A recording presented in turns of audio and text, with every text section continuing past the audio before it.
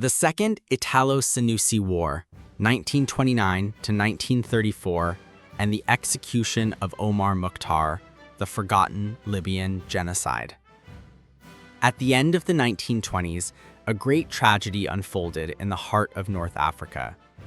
In the desert land of Libya, rich in history yet scarred by colonial conquest, its people faced one of the darkest chapters of the colonial era. This episode is known as the Pacification of Libya, or the Second Italo-Senussi War, a brutal conflict between the Kingdom of Italy, then under the fascist regime of Benito Mussolini, and the Islamic resistance movement led by the Senussi order, whose most iconic leader was the revered figure Omar Mukhtar. This was not merely a war, it was a long, painful struggle against colonization. Between 1929 and 1934, Italy launched a campaign of unprecedented brutality to crush Libyan resistance. Mass deportations, executions, concentration camps, and the death of tens of thousands of civilians.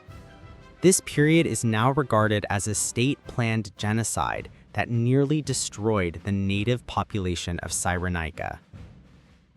Background of the conflict: anti-colonial resistance. Italy invaded Libya in 1911, seizing the territory from the crumbling Ottoman Empire during the Italo-Turkish War. Although the Treaty of Lausanne, 1912, granted Italy formal control over Tripolitania and Cyrenaica, the Libyan population never accepted foreign domination. The main opposition came from the Senussi order, a Sufi Islamic movement deeply rooted in Cyrenaica. The Senussi not only provided religious guidance, but also organized tribal resistance. Out of this movement emerged Omar Mukhtar, 1858 to 1931, a teacher of the Quran who became the legendary leader of guerrilla warfare against the Italians. Italy's colonial ambitions. After World War I, Italy sought to establish itself as a major imperial power, rivaling Britain and France. Mussolini, who rose to power in 1922, promoted fascist imperialism, envisioning Libya as Italy's fourth shore. However, resistance persisted. To Mussolini, this was unacceptable. His orders to his generals were clear: Libya must be subdued at any cost. Thus began the Pacification of Libya, one of the most ruthless colonial campaigns of the 20th century. The events of 1929 and beyond.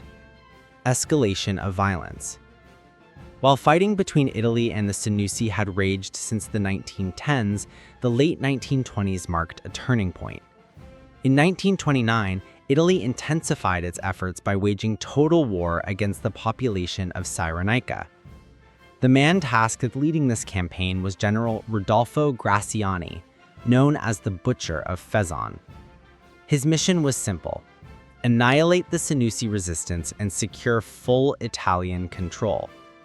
Italy's brutal policies. Under Graziani's command, Italy introduced draconian measures. Mass deportations. Around 100,000 Bedouins from Cyrenaica were forcibly marched across the desert to concentration camps. Concentration camps. Facilities in places like Suluk, Al-Ajilah, and Al-Mahroun became sites of starvation, disease, and death. Scorched earth tactics. Wells were poisoned, date groves cut down, and livestock slaughtered, crippling the Bedouins' nomadic way of life.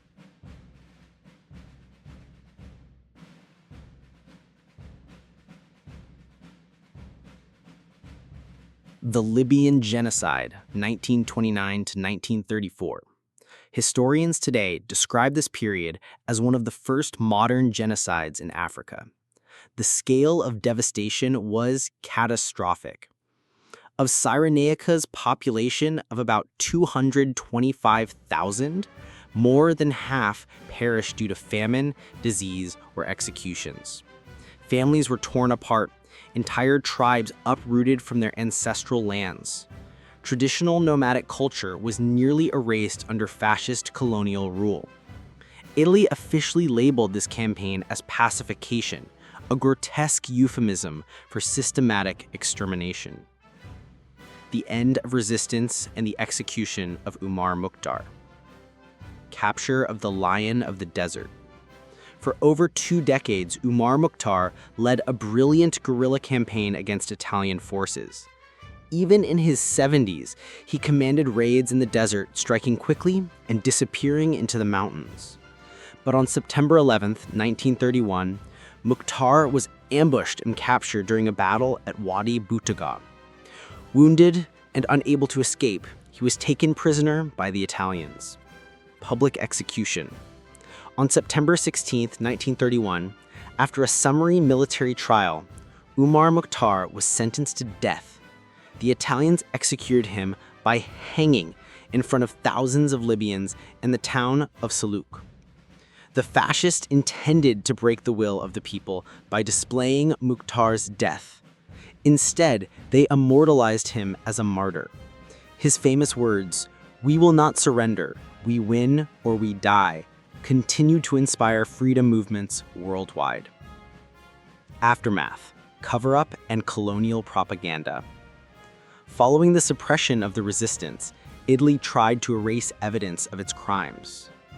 Destruction of records. Many documents detailing the atrocities were burned or hidden. Media censorship. Foreign journalists were barred from reporting on the reality in Cyrenaica. Fascist propaganda. Mussolini boasted of Libya as Italy's new land, settling thousands of Italian colonists while portraying the genocide as a civilizing mission. But memory cannot be erased. Survivors passed down stories of suffering, and Libya's collective trauma persisted long after the fascists were gone.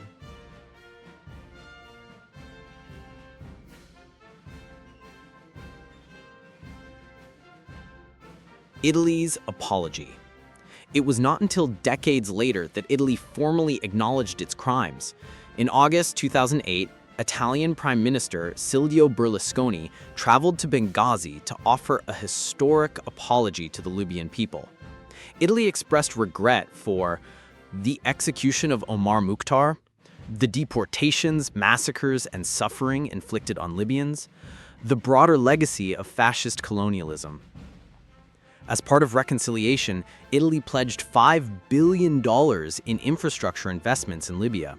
While this was a significant gesture, the wounds of genocide remain etched into Libya's national identity. The legacy of Omar Mukhtar. Today, Omar Mukhtar is remembered as the Lion of the Desert, a symbol of defiance against colonial tyranny. His image adorns Libyan currency, his name is honored in schools and streets, and his story was immortalized in the film The Lion of the Desert, 1981, starring Anthony Quinn. Mukhtar's legacy is not just about Libya, it is about universal resistance to injustice. He proved that even against overwhelming odds, the human spirit can inspire generations to fight for freedom. Conclusion. The events of 1929 to 1934 in Libya were not a minor colonial skirmish. They were a systematic genocide, a reminder of how imperial ambition can lead to mass human suffering. The execution of Omar Mukhtar in 1931 did not end the struggle. It gave birth to a legend. Libya's story under fascist Italy remains one of resilience, sacrifice, and the undying pursuit of justice. Even today, the memory of Omar Mukhtar stands as a beacon, reminding the world that colonial crimes must never be forgotten and the fight for freedom is eternal.